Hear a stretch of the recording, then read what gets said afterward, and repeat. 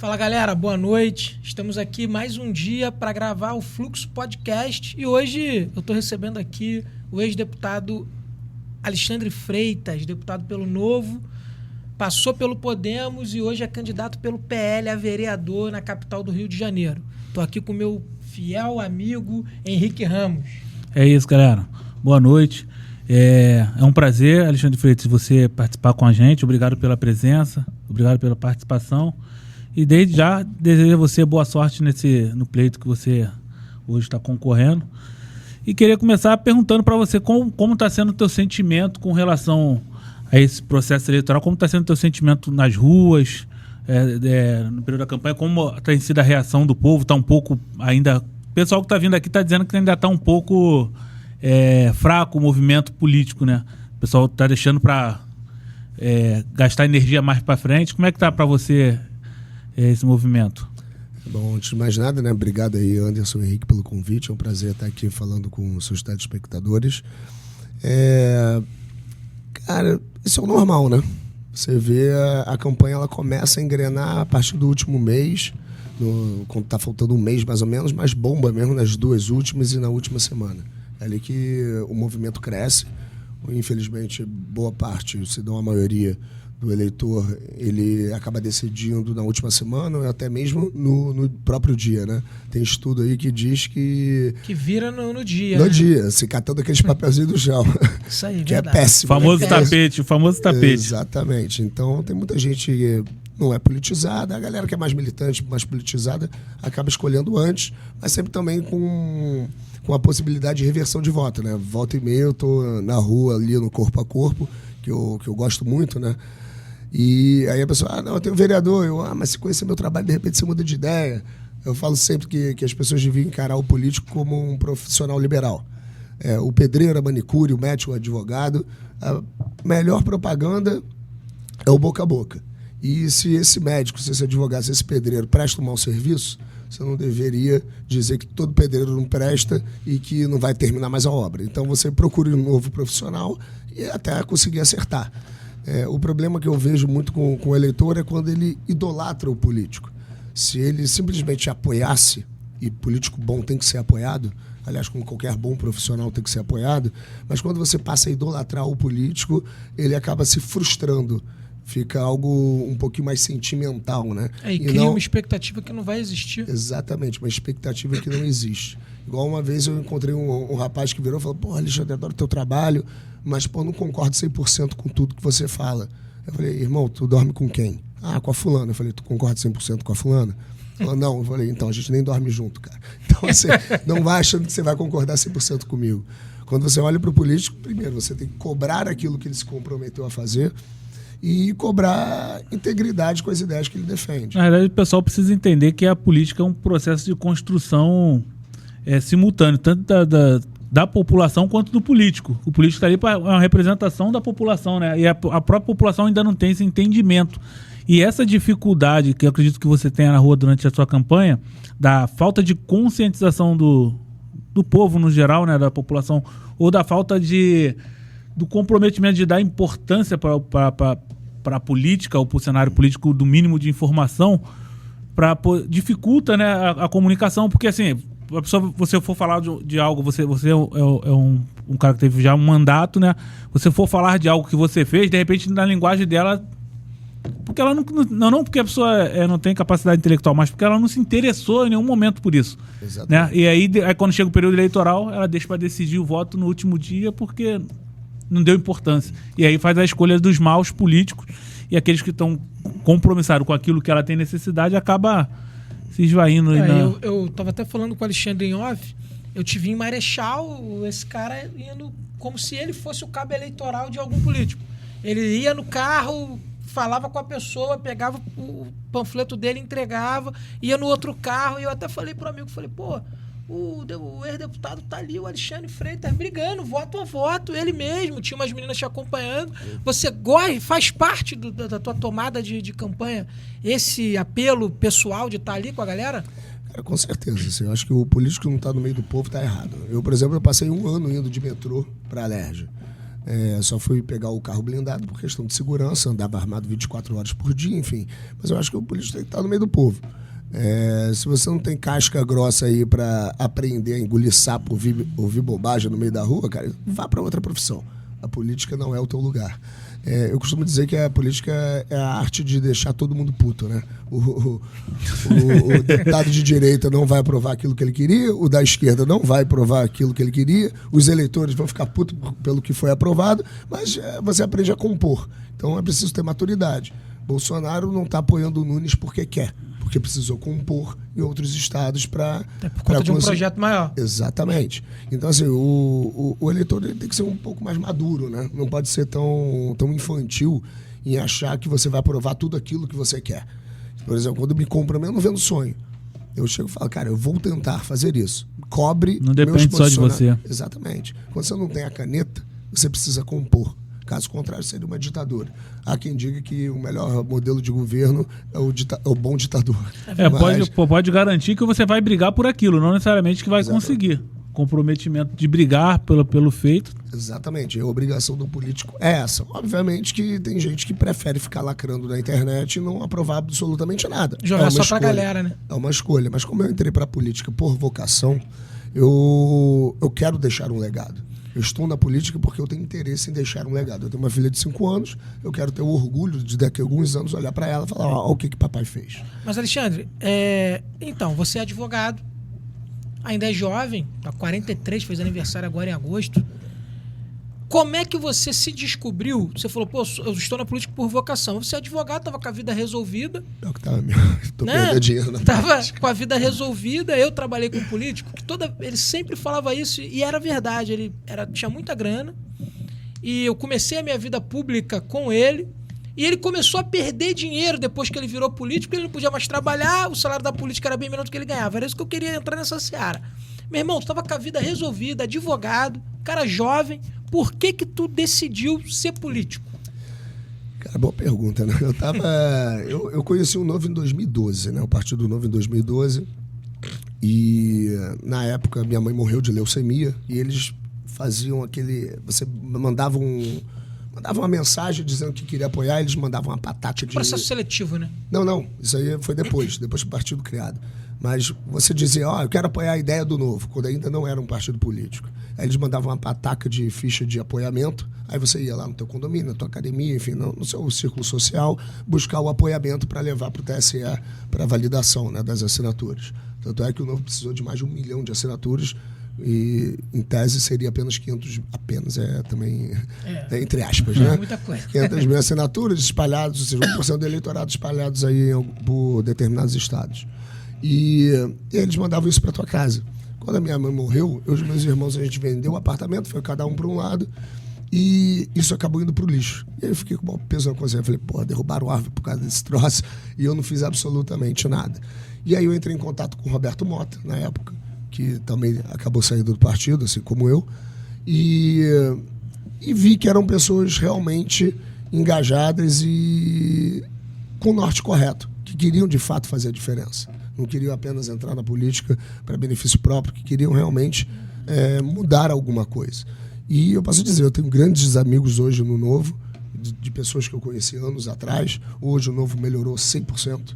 Tanto é que saiu até uma reportagem lá dizendo que o Novo é o partido mais à direita hoje no Brasil. Então, ideologicamente, é um partido que está correto atualmente. Foi destruído todo um trabalho de anos e anos com aquele imbecil do João Amoedo, que, na minha opinião, é o milionário mais estúpido que eu conheci na minha vida, e que ele simplesmente jogou no lixo todo aquele trabalho feito a duras penas por pessoas extremamente dedicadas. Tanto é que eu virei oposição assim que acabou a campanha presidencial. Eu falei, cara, não dá mais para ficar lendo e ouvindo as bobagens que esse sujeito fala e não me posicionar. Ele, pra você ter uma ideia, ele, obviamente que PT é oposição para mim desde sempre, porque PT, PSOL, enfim, PCdoB, são oposições desde sempre por questões ideológicas, mas eu nunca declarei oposição a um determinado político. Não dá nem para chamar ele de político, porque ele nunca exerceu o mandato. Mas foi a única pessoa que eu postei lá dizendo, eu sou oposição ao João Amoedo dentro do Novo. E aí ele deu um jeito lá de me expulsar por ter atacado a democracia. Chega a ser engraçado, né? A nova democracia. Não, quando você olha a Ele decisão de poda expulsão... a tua decisão de ser oposição a ele, dizendo que você... Pô, ele que Não, é antidemocrático. Não, porque o que houve? Também um Zé Ruela lá de São Paulo, ele... Quando teve a operação que mataram 27, morreram 27, né? Um era policial ali no Jacaré. E aí, no dia seguinte, o secretário da Polícia Civil já havia me mandado o relatório de inteligência, dizendo quem morreu, tudo vagabundo, com exceção do policial, que infelizmente veio a óbito naquela operação. E eu sabia que era todo mundo vagabundo. Então eu postei, falei, parabéns Polícia Civil, tem que investigar se houve algum excesso, porém, fez um excelente trabalho. Esse jumento lá de São Paulo fez uma publicação constrangendo 3 mandatários, que aliás isso era um hábito dentro dessa turma do Amoedo, constranger mandatários em Twitter ou Facebook, que eu acho a coisa mais estúpida que existe. Pô, tu é mandatário de um partido, tem telefone do parlamentar, liga para ele e resolve teus BOs. Agora não tem condição de um diretor partidário, de dirigente partidário, ficar mandando recadinho para rede social.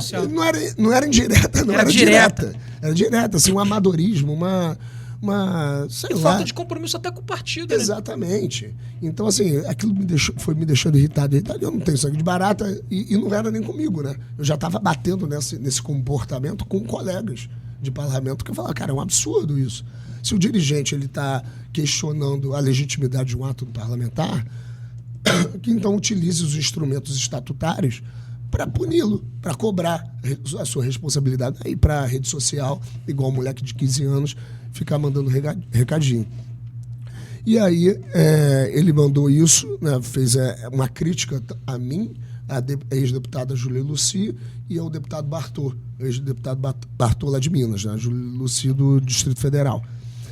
E aí ele falando que eu havia apoiado uma ação de grupo de extermínio, uma ação da PM que mais parecia uma ação de grupo de extermínio. Eu respondi ele, né, dizendo que a opinião dele era completamente irrelevante para o mundo real e que a ignorância dele era tão ululante que ele não sabia nem que a operação era da Polícia Civil.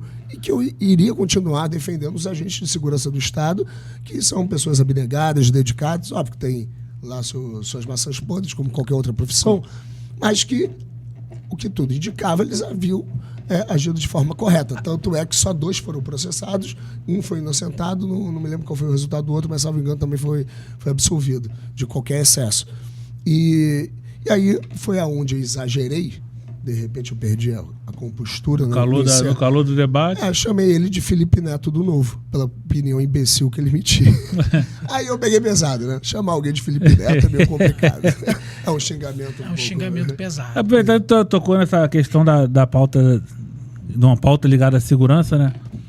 Hoje, eu acredito que a oposição, a oposição no município do Rio de Janeiro, ela tem muito do vamos dizer, questão da segurança é um debate muito, como é que eu posso dizer, sensível na área de segurança do município, né? Uhum. Qual é a sua posição com relação a essa questão da segurança com relação ao município, que hoje o atual prefeito ele se isenta do tema segurança em função como se o município não tivesse responsabilidade sobre a segurança. Você até como jurista pode, de repente, cooperar com essa questão. Como que é a sua visão? Qual o seu... Assim, cara, a questão da segurança pública no estado do Rio de Janeiro é uma questão muito complexa. A maior parte daquilo que agrava a criminalidade não vem do estado do Rio. Tráfico de armas que vem do Paraguai, que a gente sabe, drogas, até onde eu sei o Rio não produz drogas, com exceção de umas casas que produzem maconha agora hidropônica, né, principalmente no subúrbio, mas via de regra, maconha, cocaína, drogas em geral são produtos importados. E armas também, não existe, tem uma fábrica de armas aqui, porém, isso não é desviado. A gente sabe que vem do Paraguai. De armas. Vagabundo gosta de arma boa. Nacionais. Então, assim, o problema do Rio de Janeiro vem de Brasília. Tanto da parte de que a União não faz o seu papel de forma eficiente e competente, como também prejudica. Você tem aí a DPF 635, que, aliás, eu sou o único deputado que consta nos atos questionando algumas recomendações de uma ONG de vagabundo, Anjos da Liberdade, que queria que o STF obrigasse a Polícia Militar a publicar avisar a população? Não só isso. Não, eles queriam, que ainda não foi implementado, espero que não seja. Mas eles querem que a PM divulgue uma lista dos 100 policiais com o maior número de autos de resistência. A gente vai marcar os policiais? Exatamente. Eles dizem que não, que é para ter um controle, que tudo vai ser sigiloso. Pra cima de mim não, né, cara? Mas se o PF tem auto de resistência é porque a criminalidade tá atacando a polícia. Pô, é óbvio. Só vai dar um abraço. É a mesma coisa. Você pega uma arma, aí você diz, essa arma matou tanto. Matou 20 pessoas. Tá bom. Como é que foi a circunstância? Tudo legítima defesa. Tu vai dizer que é ruim? Não, você vai dizer que é bom, né? É pra isso que a ferramenta... que funcionou. Exatamente. A ferramenta serve pra isso. Então, quando você... ver uma ONG dessa querendo uma lista dos 100 policiais, é uma lista da morte. E eu questiono isso. Eu peticionei nos autos dizendo o absurdo que é essa medida.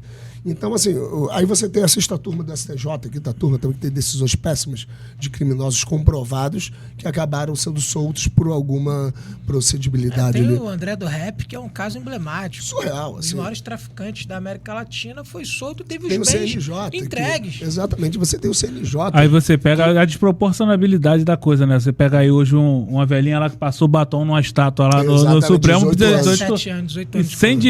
Sem direito a um monte de coisa. Surreal. Então, assim, e aí você pega também a CNJ, que pegou um conceito muito legal, que é da audiência de custódia, mas transformou em audiência de acolhimento de vagabundo, em que o cara não está querendo saber se o cara foi de fato o autor daquele fato criminoso e quer apenas acolhê-lo e dar cafezinho. Então, assim, o judiciário, por meio de Brasília e por questões ideológicas de formação dos seus juízes, prejudica muito a segurança pública do Estado. E quando você pega a Polícia Civil dividindo o Estado do Rio de Janeiro em zonas vermelha, amarela, verde, e que dentro dessas zonas vermelhas você tem adaptação de terreno para o confronto, você tem exploração econômica que retira completamente a liberdade do indivíduo que mora ali naquela região. Então, a população é refém da criminalidade.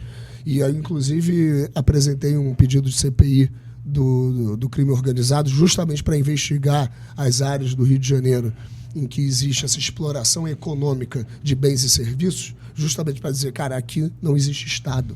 Se não existe Estado, controle. É uma matéria de segurança nacional e não de segurança pública.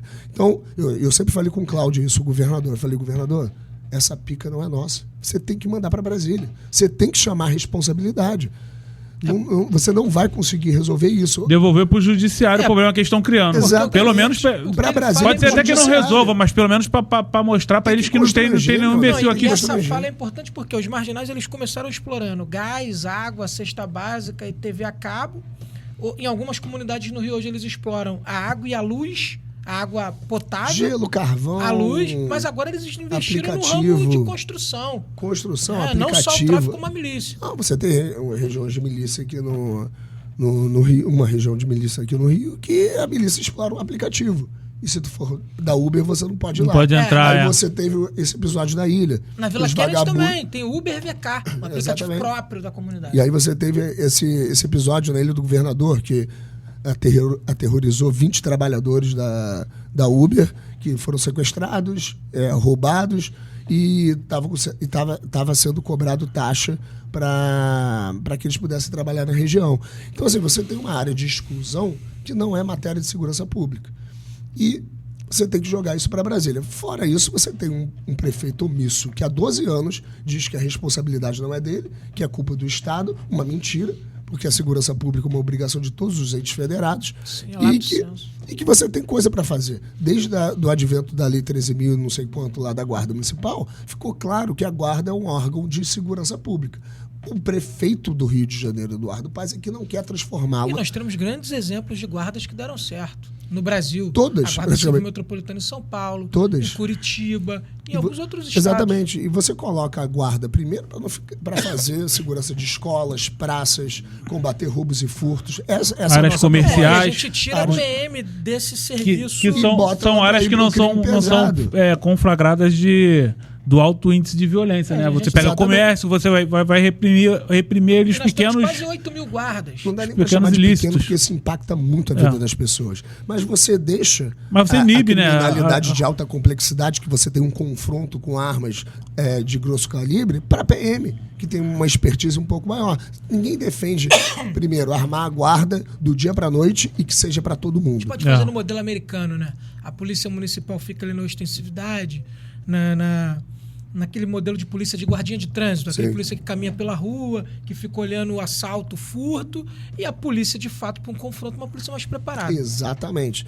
E aí você coloca o guarda municipal para atuar nessa seara, liberando a polícia militar para ir para o confronto um pouco mais direto e também com câmeras. O Eduardo diz que é um excelente gestor, passou 12 anos sem colocar uma câmera inteligente. Você vai para Niterói, que teve um vagabundo como prefeito que fez um trabalho extraordinário em relação a isso. Você entra com um carro roubado em Niterói, vai apitar rapidinho. E hoje o Rio praticamente tem um dos maiores centros de operações do Estado. Uma coisa que deveria funcionar como um braço da segurança pública. Mas a prefeitura não cede as imagens direito. A PM não tem acesso a todas as imagens de forma e o direita. COR ele é usado Isso mais deveria para ser multa de compartilhado com a trânsito área de segurança. do que para Exatamente. segurança pública. E qual que é a nossa proposta? Que cada batalhão da PM tenha um CICC próprio para fazer um policiamento região. remoto. Uma coisa que eu batia muito.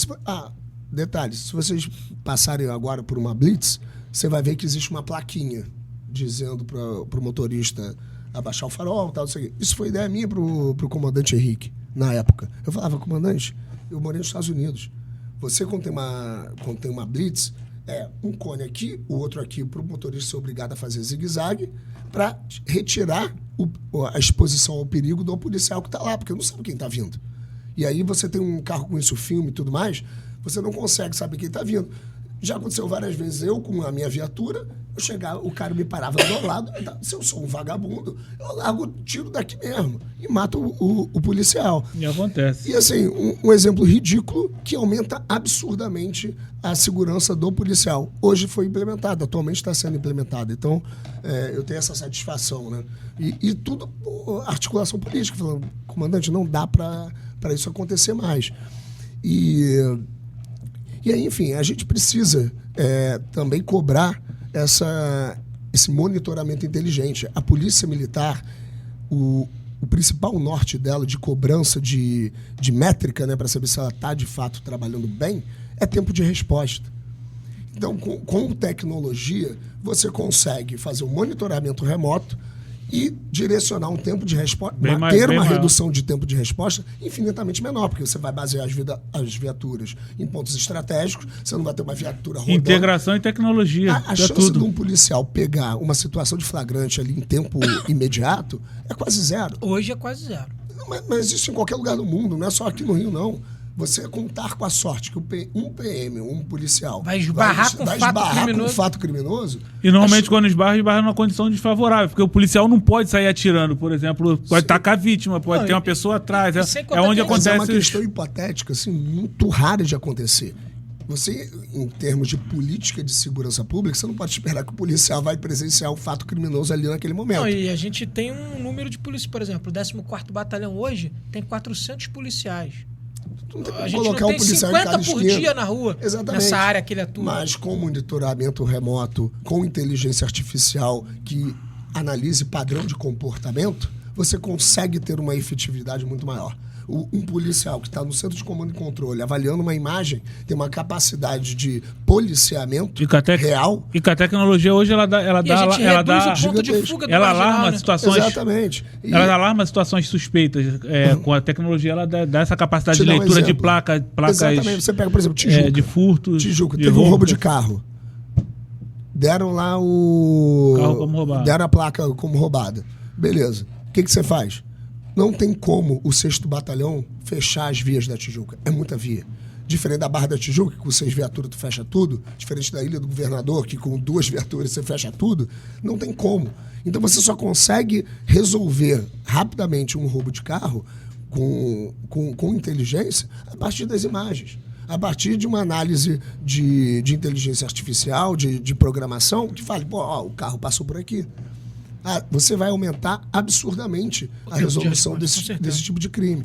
Então isso é Até o extremamente reconhecimento- necessário e é responsabilidade do prefeito. Então, quando a gente, se tudo der certo e o Carioca me der o privilégio de poder representá-los na Câmara de Vereadores, a gente vai buscar, primeiro, emendas parlamentares. Eu vou botar meu gabinete para estudar a votação de todos os deputados federais do Rio de Janeiro, ver onde eles tiveram mais votação, cobrar desses deputados o direcionamento de emendas parlamentares para que a gente coloque câmera em tudo. Então não vai ter desculpa do prefeito dizer que não tem dinheiro, porque a gente tem muito dinheiro que não é usado. Então a gente vai constranger os deputados federais a direcionarem essa verba, né, das emendas parlamentares, que hoje é um absurdo, é dinheiro para um 15 cacete. milhões por ano, né? 30 milhões. 30 milhões por Assim, ano. é muito dinheiro, dá para resolver o problema. E aí, cobrar a implementação desse centro de comando e controle. Emenda parlamentar e participação do empresariado local, para que isso já está sendo feito, inclusive, Nos de moldes forma lá da informal. Câmara da Barra, Exatamente. Você tem o hoje Zona Dombrovskis Sul fez um e excelente Barra trabalho. se juntando, os empresários se juntando, se for comércio, para dar algumas câmeras. o segurança presente... Sou contra essa parceria com a Gabriel, pelo simples fato de que as imagens não são utilizadas em tempo real, então não adianta nada. Beleza. Pô, pegou lá depois que aconteceu o crime. Beleza. Beleza. Pode Você vai ajudar numa ver que- investigação. Exatamente, numa investigação, mas não pro Pronta resposta. pronta resposta. No período Então, de você carnaval, parece que teve a própria Polícia Militar, ela teve um centro de monitoramento que era móvel. Exatamente. E eles integraram algumas câmeras posicionadas em alguns pontos que conseguiram identificar pessoas que tinham mandato de busca Sim. e apreensão e conseguiram prender as pessoas sem... Exatamente, mas é um policiamento de ocasião. E Você hoje precisa acontece, ter inclusive, algo- no Maracanã. Sim. Eu gosto de frequentar o Maracanã. Já vi pessoas sendo presas sem nenhum alarde. O cara vai lá, Perfeito. chega lá... O reconhecimento facial no estádio tem algumas câmeras que estão pegando, né? O cara vai lá Perfeito. achando que vai Exatamente. passar batido, vai lá torcer lá pro time. chega lá. Exatamente, mas não dá para ser uma política de ocasião. Isso poderia ser na Precisa cidade toda, né? permanente. Exatamente. Ampliado. Já poderia Como ter. é em várias Esse gasto cidades do mundo. Exatamente. aí fala, como você falou, aí as pessoas colocam o atual prefeito como um prefeito, colocam o atual prefeito como um prefeito que tem uma boa gestão, mas o prefeito fez 8 empréstimos 7 ou 8 empréstimos agora no Isso mandato porque eu dele. garanti pra E para ele onde 5 foi esse milhões da recurso? cidade, tá? Que poderia ter sido direcionado para isso. Exatamente. No dia que eu estava caçando o Witzel no Tribunal do Impeachment, dando o 7º voto que caçava o mandato dele, eu consegui também uma liminar no mandato de segurança que sustou um decreto legislativo da Alerj que impediria o leilão da SEDAI. Esse leilão da SEDAI eu participei desde o início, né? Desde o desenvolvimento pelo BNDES, os debates com os prefeitos dos municípios da região metropolitana, como que foi feito o reparte dos royalties, né, dessa concessão. Eu era o único deputado presente nessa reunião. E o prefeito teve uma benesse gigantesca, que foram 5 bilhões de caixa, que ele Resolveu os problemas. poderia ter resolvido muitos problemas, não entregou absolutamente nada. O Carioca precisa perceber que Eduardo é um grande maquiador. O Eduardo Paes é o maior maquiador que existe na cidade do Rio de Janeiro. E ele trata o Carioca como otário. Eu olhei a dotação orçamentária de zeladoria de via pública, manutenção e zeladoria de via pública, e o programa Asfalto Liso. Em 2022 foi de 250 milhões, já arredondando. 2023, 500 e tantos milhões. 2024, chuta. 1 bi. 1 bilhão e 400 milhões. Então, assim, se você está vendo a tua rua asfaltada e você se estrepou durante 3 anos com essa rua asfaltada, porque tu não ia votar, né? Isso é culpa do Eduardo Paes. Ele poderia ter feito isso antes, não fez porque ele trata o Carioca como otário, ele deixa você se estrepando durante 3 anos para chegar no ano de eleição e te fazer de otário com obra maquiada. E um asfalto que com certeza não vai durar 2 anos. Então, assim, não ache que ele resolveu fazer alguma coisa para o seu próprio bem, para o seu bem, aliás. Ele fez isso para fins eleitorais. É um abuso de poder político e econômico descarado, que eu não sei como que a candidatura desse sujeito ainda não foi barrada. Mas, Alexandre, você, falando ainda do Eduardo, esse dado do asfalto é muito importante, sem contar os dados que são públicos do gasto excessivo com a construção de parques em áreas da cidade que muitas dessas, por exemplo, Realengo tem um déficit de saneamento básico altíssimo. Tem um conjunto da Coab ali que é esgoto a céu aberto, os blocos há anos que não tem uma manutenção.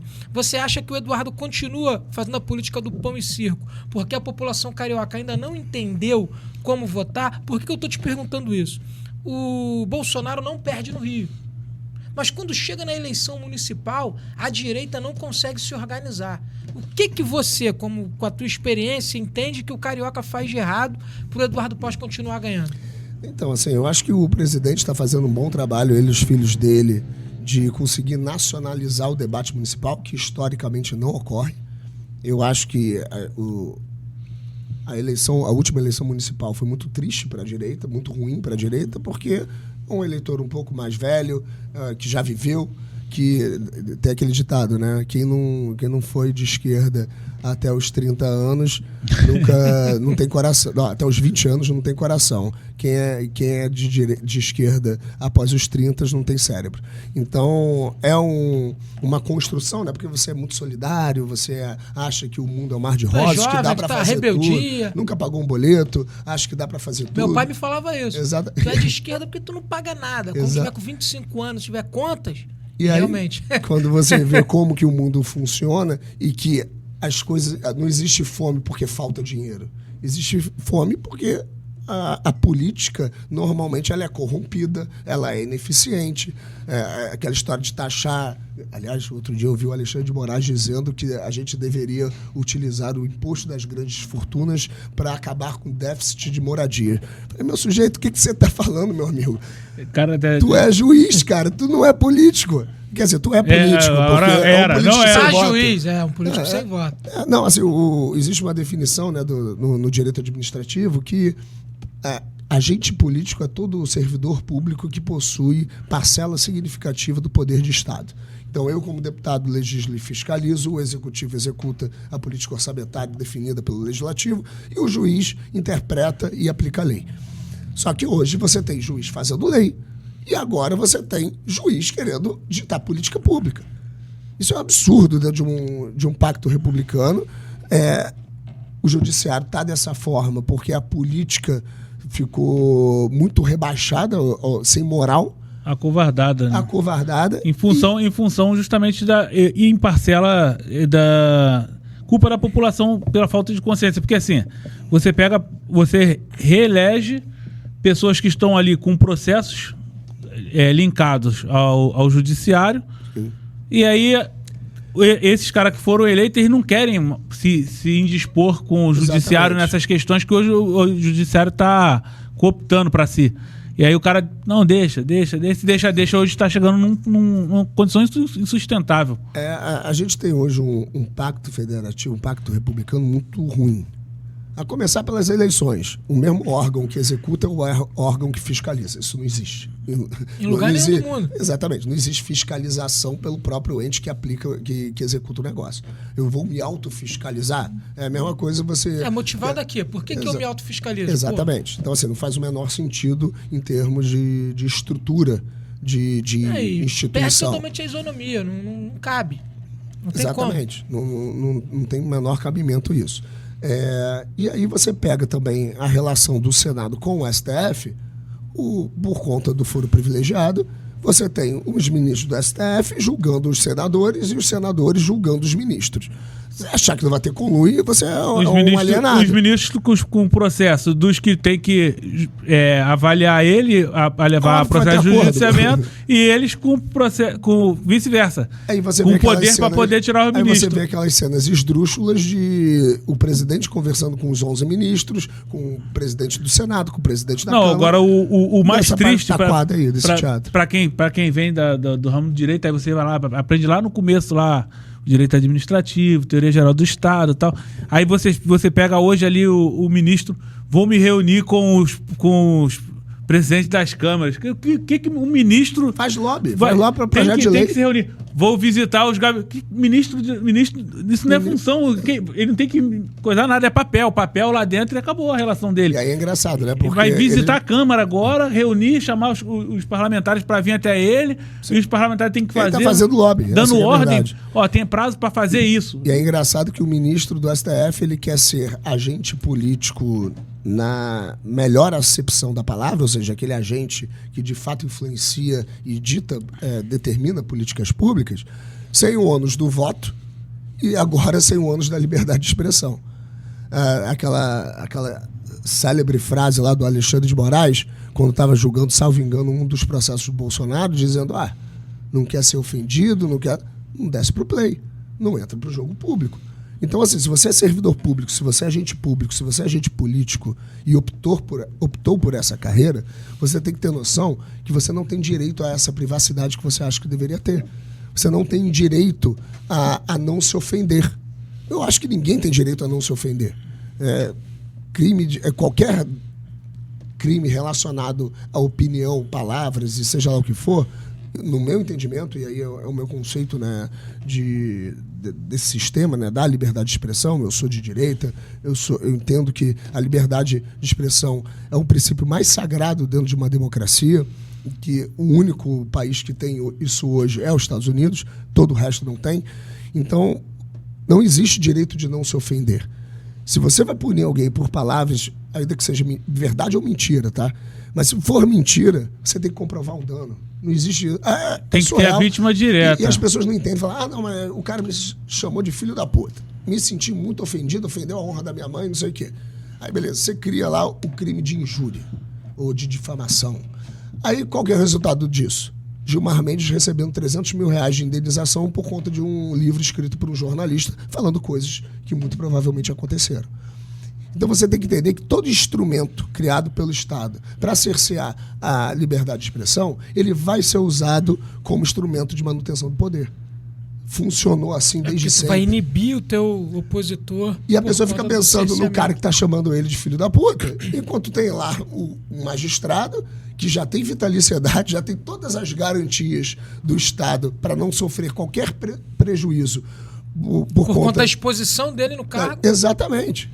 Você não vai tirar diferente, por exemplo, de um porteiro que foi falsamente acusado de um estupro, vamos supor. O cara vai perder o emprego no dia seguinte. Um professor de escola particular. A hora que provar a inocência, se for solto, não quer nem dizer que vai voltar para a portaria, vai continuar desempregado. Já acabou com a vida do cara. Agora, se você diz, por exemplo, que um ministro do STF é ladrão, que vende sentença, que não sei, qual o prejuízo que esse cara tem? Zero. No máximo vai ser aposentado se for comprovado. Mas vai ter que ser comprovado. O negócio ele vai ter que ser comprovado o ato irregular e ilegal que ele cometeu. Então você tem um processo administrativo, você tem instrumentos que garantem a tranquilidade desse agente público. Então não dá para ele achar que ele vai poder censurar os outros. Mas isso se a gente vivesse numa república, se a gente vivesse numa democracia. O pior que esse é a censura prévia, né? Que hoje a gente vê, por exemplo... Não, pô, era só até o dia 31, relaxa. A suspensão das redes sociais de pessoas que não estão sendo... Por exemplo, eu não tenho a rede lá no X, mas quem tinha...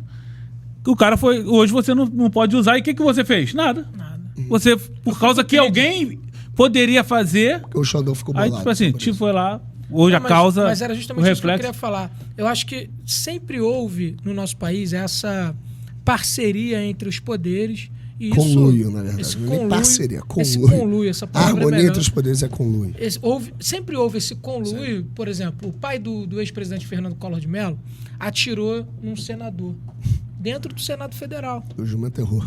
Ele atirou no cara. Ele foi atirar em um, errou, acertou o outro. E aí o judiciário deu um jeito, ele não foi preso.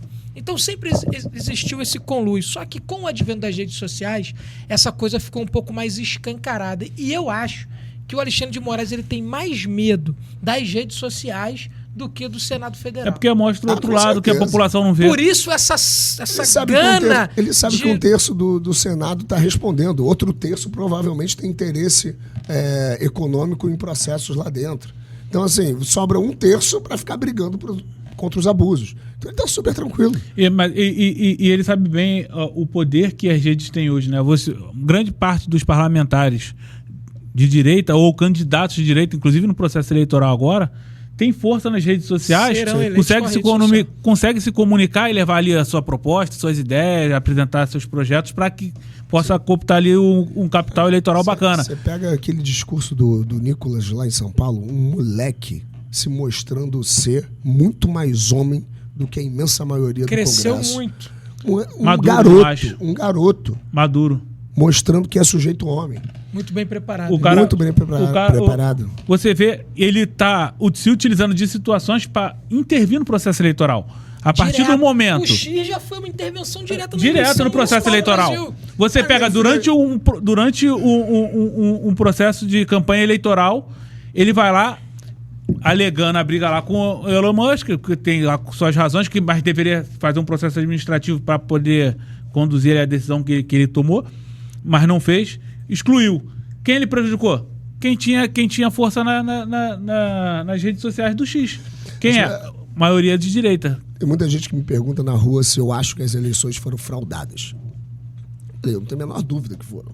E não é fraude na urna. Necessariamente na urna. Dizendo isso. No processo todo. E essa fraude está documentada. Você teve claramente, isso é comprovado por meio de documentos, que o TSE privilegiou um dos candidatos.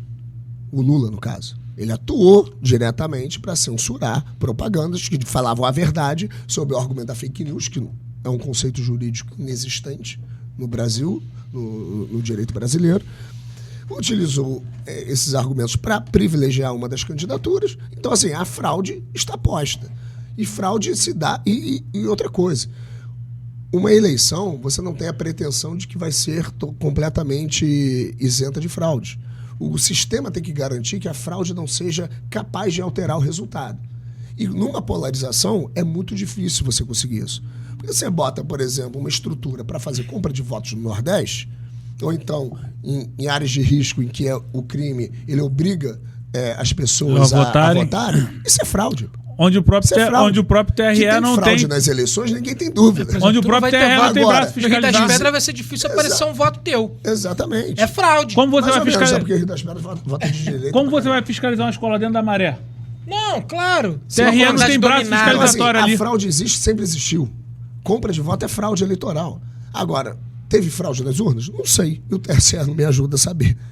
Se quando você vê um órgão estatal fazendo de tudo para que o processo não seja transparente, é que tem orelha de porco, focinho de porco, nariz de porco. O próprio parceiro do Lula orelha de porco, bochecha de porco. Fala, cara, tem alguma coisa estranha aí. Só que a gente não pode afirmar. O próprio amigo do Lula falou, Maduro, tu quer vir aqui se meter na minha casa e o TSE que te ajudou a ganhar a eleição. Exatamente. O Maduro já é golpista. Não, aí eu ia falar agora. E durante a campanha não podia falar que o Lula era... Tipo assim, isso é uma intervenção. Sim, não podia associar que... E aí teve as inserções de rádios no Nordeste, justamente onde... foram bloqueadas. Não teve isso comprovado, com as rádios falando por que isso aconteceu, quanto período foi. Já tá muito nítido. Exatamente. A fraude eleitoral, ela é documentada e comprovada. Ponto. E tá se repetindo. Se teve problema na urna, não sei. Mas o TSE não me ajuda em nada a saber, a poder afirmar. E é engraçado, porque a gente teve uma decisão da Suprema Corte na Alemanha sobre urnas eletrônicas. E a decisão é sensacional. Assim. Deveria... Aliás, ministros que adoram citar direito alemão, que não sei o que, o nosso direito brasileiro é uma porcaria, um remendo de direito alemão com direito americano, enfim, saiu essa coisa esquisita que é tupiniquim. E aí você tem essa decisão da Suprema Corte dizendo que se o sistema não é transparente a tal ponto de garantir ao eleitor transparência e simplicidade na hora de votar, ou seja, não refletir a verdadeira vontade do eleitor e não ser transparente o suficiente para o eleitor confiar, ele não pode existir, ele não pode ser efetivado, ele tem que ser anulado. E anular uma votação numa cidade lá da Alemanha, por conta do sistema não ser 100% seguro, não ser 100% transparente e não dar ao eleitor a certeza de que aquilo está correto. E a transparência é um requisito para o processo administrativo, né? Contar voto é um processo. Claro. Contagem de voto é um processo administrativo. Se é um requisito dentro do processo administrativo a transparência, a população deveria saber como é feita essa contagem de forma transparente. E não é. Cara, é surreal. Você tem uma urna que não emite um recibo. Óbvio que você não vai ficar com o recibo para comprovar o teu voto, isso não existe. Mas que haja Mas que você condições consiga de fazer verificar e fazer a contraprova, de falar, ó, votei X e veio X, votei A e veio A, ou se votei A e veio B, o eleitor poder fazer essa capacidade essa de fazer fiscalização auditoria, do sistema, né? De ter Não, uma condição e eu uma acredito auditoria descentralizada. Não, e eu acredito que a legislação poderia ser até ampliada nesse sentido. Por exemplo, saiu lá o boletim, né? O boleto saiu. Votei, Alexandre Freitas está aqui, guardei lá. Depois... Você nem encostar. Não, eu olhei... Só confere, saiu ali. O recibo sai, cai mas direto depois no negócio. essa contagem poderia ser até... Todos os candidatos depois poderiam receber... Consultar. Claro. Não tem uma comissão... toda a população, mas ou uma comissão, ou eu me candidatei. É porque no pleito, eu tenho acesso. Eu vou ter lá um login, uma senha, e eu vou ver certinho. Mas se essa comissão for... 5.312 votos. Gente, vocês têm que entender que numa eleição polarizada, uma das partes só precisa fraudar algo em torno de 2% dos votos. É isso, esquece. Então, que foi o que aconteceu. Você tem lá... Quer dizer, não estou dizendo que foi o que aconteceu porque tempos sombrios, né? Mas, é o que parece. Você vê... Há indícios. As regiões do Brasil, todas, Bolsonaro ganhou ou só perdeu o Nordeste, que é dominada por essa petralhada já há 500 mil anos. Então, assim... Você tem históricos e mais históricos de coronelismo, de não sei o quê, de gente direcionando voto de regiões. Então você acha realmente que não houve fraude nenhuma? Primeiro, é absurdo você afirmar que não houve fraude, porque sempre teve, é histórico, sempre terá. Você sempre terá uma forma de fraudar a eleição, como eu falei anteriormente, com compra de votos, com coação. Manipulação de notícias. Exatamente. Mas manipulação de notícias nem tanto. Assim, o meu problema é quando o TSE atua para manipular as notícias. Claro. Fala, ó, você não pode dizer intervenção direta do Estado. que o Lula é amigo do Maduro. Porra, aconteceu agora. Provado e é documentado, é fato. Aconteceu agora nas eleições municipais. O Ramagem teve que dar 3 minutos de tempo dele pro Eduardo Paz, porque ele usou na inserção dele que... Não, falou que ele era do grupo do associado Sérgio ao Cabral. E o Sérgio Cabral que escolheu ele para ser candidato em 2007. Todo mundo sabe que ele é. Foi pro PMDB. Inclusive, o Cabralzinho ficou puto com o Eduardo quando ele falou um monte o aniversário dos filhos do Sérgio Cabral na Gávea Pequena. O Ramagem agora, por ordem da justiça, teve que ceder 3 minutos da inserção dele para o Eduardo Paz por causa disso. É absurdo. Intervenção direta. As pessoas reclamam muito da Receita Federal. Federal. Faz sentido. Mas pode falar que o Ramagem é amigo do Castro, sem associar uma coisa a outra, que nem... O próprio Ramagem falou que nem tem esse contato todo com o Castro, né? Exatamente, cara. Quando você olha a Justiça Eleitoral, as pessoas adoram reclamar da Receita Federal, né? Vai, meu amigo, quando você conhecer a Justiça Eleitoral, você vai ver o que é. Assim, é definitivamente um dos piores órgãos que existe dentro da nossa República. É um remendo em que você permite juízes a legislarem, e legislarem coisas estúpidas, assim, tipo... Essas resoluções são uma loucura. Toda eleição eles inventam uma loucura diferente. E você não consegue cumprir. É uma coxa de retalhos que não cobre nada. É um negócio que é feito para não funcionar. Então, assim, Mas péssimo. A justiça eleitoral é péssima. Eu não sei o que eu acho mais inútil. Justiça militar, justiça trabalhista ou justiça eleitoral? Não, e a justiça eleitoral, por exemplo, agora eles estão com essa perseguição da rede social. Mas você falou uma coisa aqui muito importante. Os candidatos, nós que somos de direita, nós meio que dominamos a comunicação do ponto de vista das mídias sociais. Nós conseguimos criar um movimento nas redes sociais. Sim. Quem viu a resolução, você é candidato, viu as últimas resoluções do TSE, os caras... É uma loucura você usar a rede social, você não vai conseguir. Estão debatendo agora se você vai poder fazer corte. Isso! Cara, é surreal. Como? Então, assim, o que eles estão fazendo é que, na prática, a eleição vai ficar resumida a poder econômico. Quem tem carvão tá na rua. Ou seja, quem foi jogador, quem foi BBB... É o que era antes. Infelizmente, você precisa ter notoriedade... Não digo notoriedade, mas precisa ser famoso, né? E faz diferença. Conhecido. A rede social te faz ser conhecido. Ser conhecido se te tirar de forma meritocrática. Porque você pode até debater se é o posicionamento de alguns lá em busca de like é algo legal, mas enfim... A verdade é que a rede social ela democratizou a política. Hoje você pode ser um líderzinho de estudantil e tudo mais e começar a ser conhecido por conta das redes sociais. Ter boas ideias mesmo, e gerar um próprio capital político. Você mesmo Exatamente. é um representante disso. Tu foi eleito em 2018 sem ser conhecido do grande público. Acredito que por uso da rede social com o Partido Novo. Em parte, sim. Então, assim, eles estão querendo tornar as eleições cada vez mais caras e cada vez mais excludentes e devolvendo para o sistema. Porque a gente sabe que relação partidária é muito complicado, você tem que ficar lambendo o saco de um monte de gente, você tem que ter padrinho, e eu nunca tive padrinho. Então, assim, todos os eleitores que eu conquistei foi com discurso, com ideias e com trabalho. E aí, hoje, a forma como a justiça eleitoral está atuando é para privilegiar quem tem padrinho político, quem recebe fundo partidário, e aí vem falar de igualdade. Mas, meu, que igualdade aonde, cara? Tem nada mais desigual do que o fundo eleitoral. Pô. Verdade. E que, no final das contas, vai para o cacique do partido. É isso que eu ia falar, ficar definido então, assim, pelo aonde que cacique você e seus tratando afiliados. de igualdade. Então, assim, não vem contar a história da carochinha pra cima de mim, cara. É uma igualdade que não existe, que você está inventando. E que cada vez a Justiça Eleitoral trabalha para que seja desproporcional às eleições e que fique na mão dos velhos políticos. Porque eles perderam, né? Nós, no Rio de Janeiro, por exemplo, nós elegemos 17 deputados de Então, direita. mas aí tá, quando eles perdem a mão do controle da coisa, aí eles criam um novo mecanismo em cima Exatamente. daquilo. Tipo, aqui a gente perdeu a mão, vamos puxar aqui. Exatamente. E aí vai aprimorando cada vez mais o mecanismo para deixar as pessoas fora desse jogo Isso. Pra que tornar o cada vez sistema mais excludente. que o sistema impõe. Eu sou muito. Eu acho, cara, assim, algumas coisas que são essenciais para salvar a nossa república. Fim do foro privilegiado, para você botar senador para ser julgado pelo juiz de primeira instância, ainda que não perca cargo, não sofra nenhuma sanção, espere até terminar o mandato. a decisão de órgão colegiado, pelo menos. Você não pode também deixar uma arma muito grande na mão de Sérgio. Eu acho que foro privilegiado só deveria ter para presidente de poder, todo o restante deveria ser julgado. Beleza, o juiz condenou a prisão, o juiz de primeira instância condenou a prisão. Essa decisão só vai ter efeito se confirmada por determinados órgãos colegiados. Sou totalmente a favor, porque aí você não permite também o uso político do judiciário.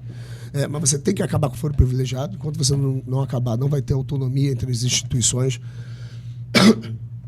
E o voto distrital misto. Você aproxima o eleitor do seu eleito, privilegia duas representatividades políticas que são relevantes, que é a regional e a ideológica, porque aí o eleitor vota na lista do partido, não diretamente, mas você vota no partido e a lista dos eleitos vai ser definida internamente, por uma votação interna, e vota no candidato do partido do seu distrito.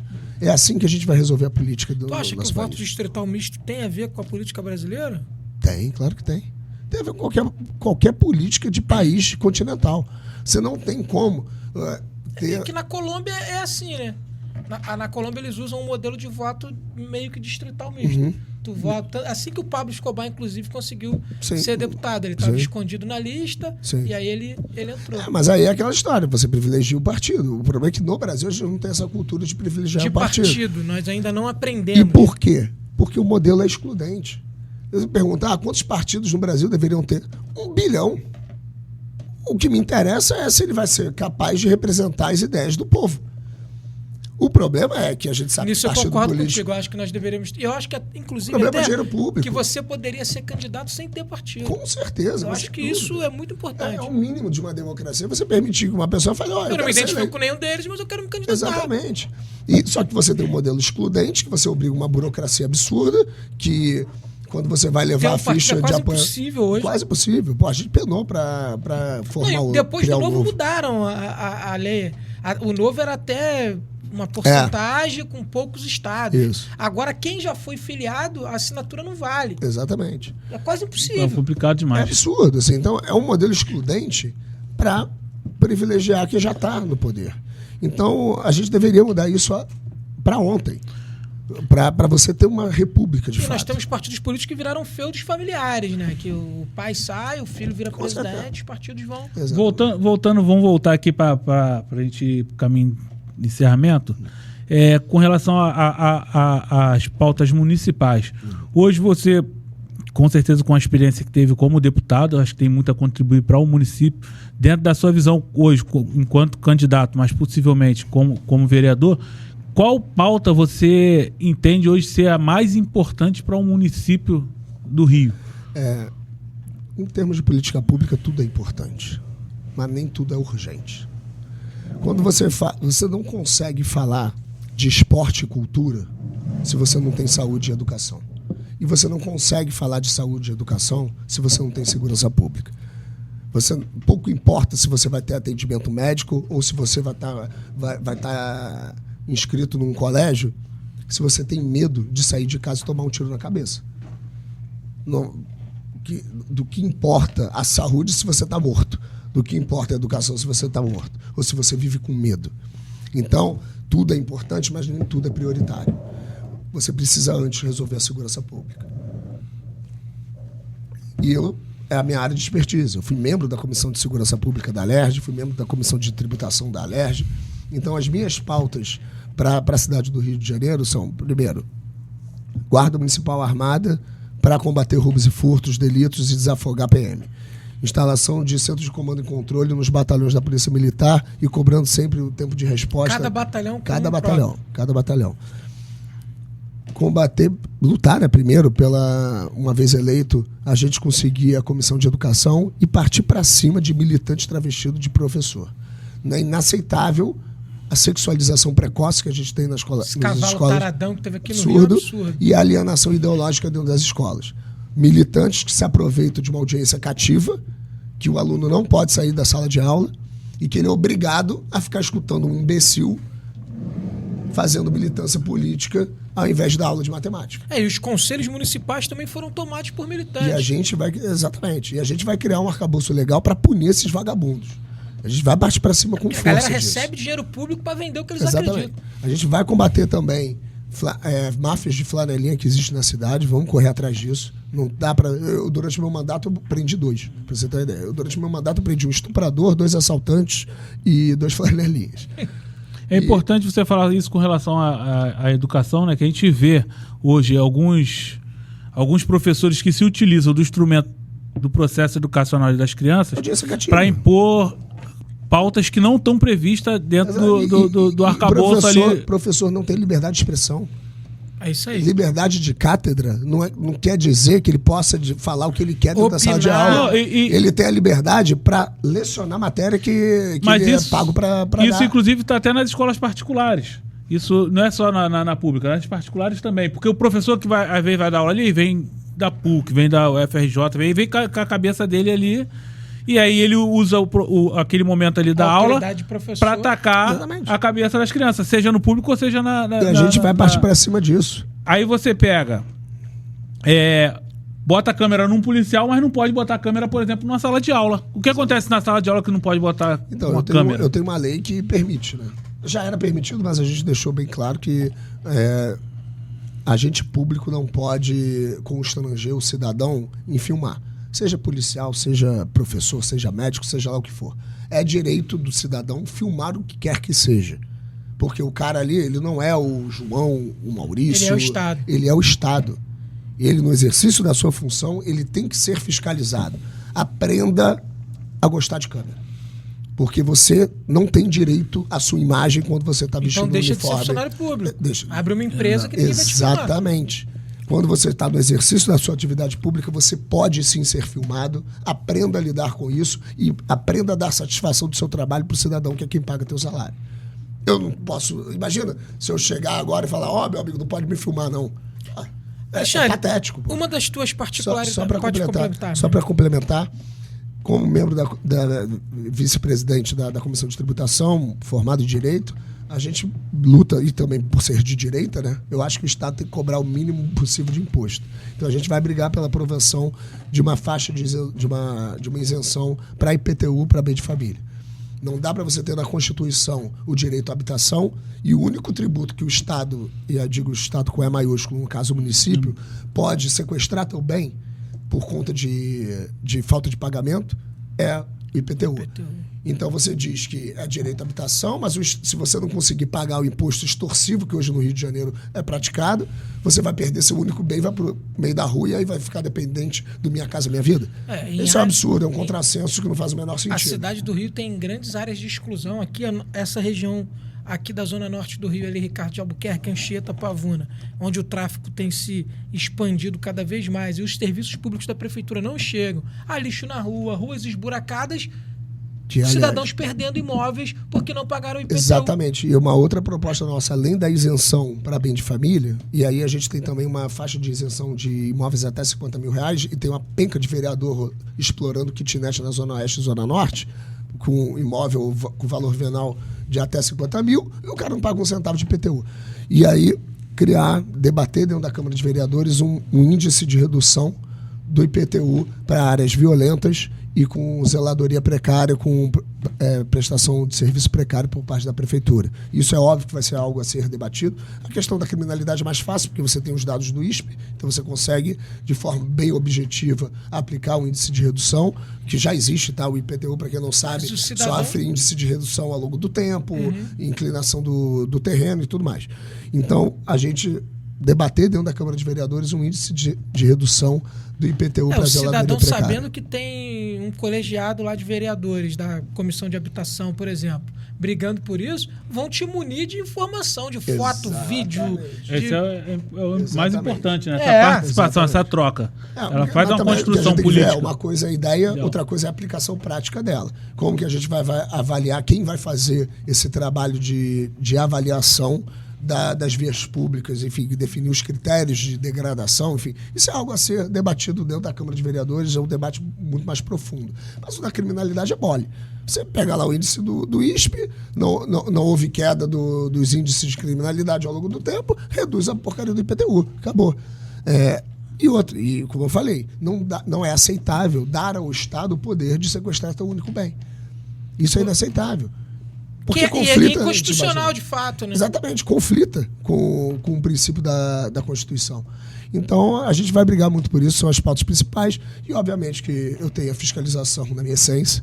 Ao longo do meu mandato de deputado, eu fiz mais de 20 denúncias. Eu fico brincando lá, principalmente quando eu encontro gente do Tribunal de Contas do Estado, que eu sou o maior cliente deles. Tribunal de Contas, importante, inclusive. Eu sou o maior cliente do Tribunal de Contas. Não do lado do réu, mas do lado de quem denuncia. Tanto é que eu tive que ficar andando armado durante 3 anos. Sofreu ameaças? Cara, direto. Sendo bem sincero, o que me... Não digo temor, porque a gente não tem medo, mas o meu maior receio não era com a ameaça de rede social. Isso aí é nada. O maior receio é você ter um vagabundo que sabe quem você é, tem acesso a algumas informações e que pode te ferrar a qualquer momento. Então, assim, quem mata não avisa. Isso não existe. Quem ameaça, certamente... Por precaução é realmente legítima defesa ali. Mas, Alexandre, eu queria te perguntar o seguinte, a gente já está partindo para o final, mas uma das tuas peculiaridades enquanto deputado foi que você pautou ali pela diminuição do custo do gabinete e você fez uma espécie de processo seletivo, tu colocou uma série de critérios para a galera te assessorar e isso foi muito importante na tua comunicação com o teu público de direita, que visa sempre diminuir o custo do Estado. Tu vai repetir isso na Câmara de Vereadores? Com certeza. Nosso posicionamento sempre vai ser norteado por princípios de direita. Eu fui num outro podcast e ele falou, a audiência está gostando porque você é bem pragmático e não tão ideológico. Eu falei, você está equivocado. Eu sou muito ideológico justamente porque eu sou pragmático. Eu sei que ideias de esquerda não funcionam. O que funciona é a ideia de direita. É que privilegia a liberdade do cidadão, que dá autonomia a ele, que cobra a responsabilidade num país em que você tem muito mais direitos do que deveres. Esse tipo de princípio é o que norteia as minhas votações. E eu fui reconhecido pelo jornal o Globo como o deputado mais econômico da LERJ. Ao longo de 4 anos, eu economizei mais de 9,2 milhões de reais que eu teria direito de verba de gabinete e assessoria. Aí tem muita gente que fala, pô, deputado, podia ter gastado e ainda ter garantido tua eleição. Eleição. Eu falei, cara, obviamente que eu vou fazer uma certa mudança, né, na estrutura administrativa do meu gabinete, eu que defini ela inteira, até para focar principalmente no trabalho de rua, em que as pessoas vejam a minha atuação, a minha presença nas regiões em que eu fui bem votado, não com fim eleitoral, mas com fim de falar, prestação cara, eu tenho olhos na sua região, porque eu pessoalmente não tenho como ficar. E eu estou fazendo o que eu me comprometi a fazer. E tem muita gente que fala, não, você político só aparece de 4 em 4 anos. Meu amigo, se você for um deputado eleito pelo Estado do Rio de Janeiro, tu vai ficar ainda Bom Jesus de Itabapoana de segunda a segunda. Se o cara estiver indo direto, ele não está trabalhando. Você vai para Caxias, vai para Bom Jesus, vai para... Não dá. É Aí tu não humanamente produz. impossível. E você hoje tem rede social para cobrar teu político. Então, assim, se eu estou trabalhando, é sinal. Dificilmente você vai me ver. Você vai me ver em determinadas ocasiões, quando eu tiver que denunciar alguma coisa e tal. Mas não cai na ilusão que você vai ver o teu político sempre, toda segunda-feira, tomando cafezinho na Aí ele padaria. não trabalha. Exatamente. Então, a gente vai ter um gabinete que vai atuar de forma bastante intensa nas regiões em que a gente tiver representatividade e até naquelas que não tiver, para as pessoas, para a população saber que existe um parlamentar de olho nas questões municipais, mas sempre com bastante respeito com o dinheiro público. Um dinheiro que não é nosso. Infelizmente, muita gente pública acha que o dinheiro dos impostos, extorquido pelo Estado por meio dos impostos, se torna dele. Ele utiliza o Estado para fins pessoais. E, então, obviamente, que vai ter um momento de gasto aí no gabinete, mas sempre com uma finalidade republicana e visando o bem público.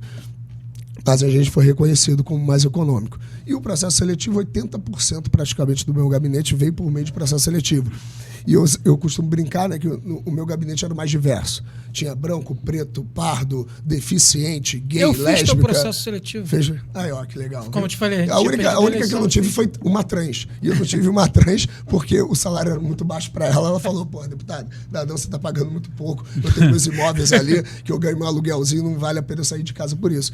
Era o gabinete mais diverso, tinha mais mulher do que homem e sem nunca ter se proposto a isso.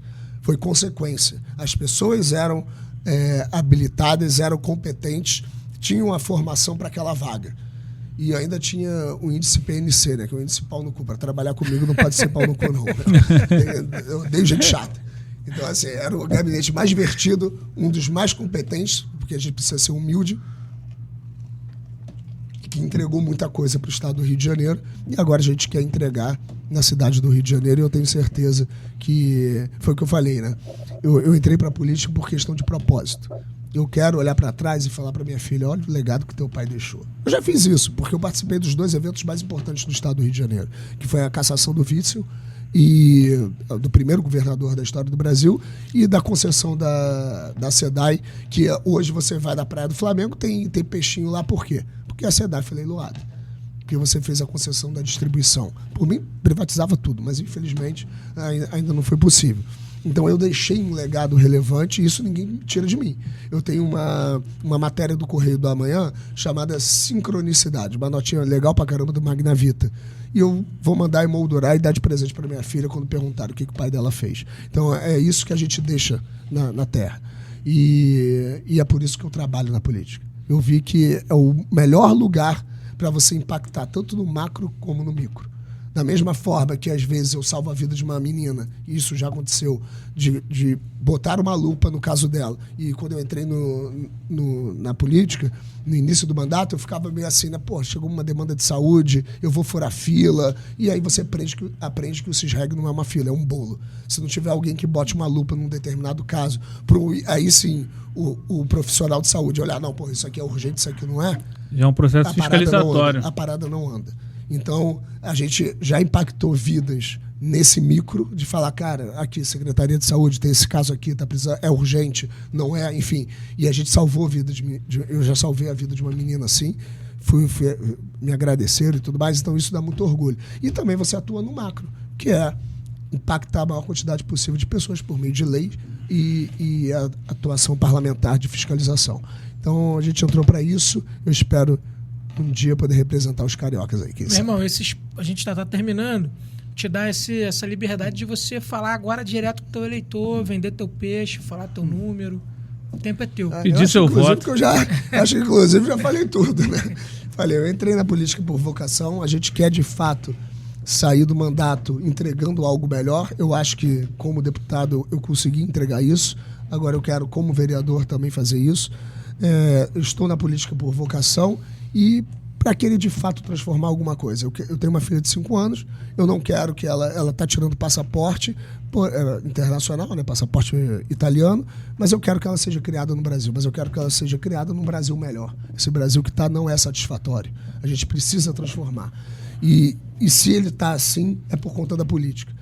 Mas político não entra lá de paraquedas. Tem muita gente que apertar com firma para um vagabundo para a política ser ruim. Então a gente precisa mudar e não é... Tem muita gente que fala que o problema da política é de educação. Não é de educação formal. O problema da política é cultural. É cultural do povo.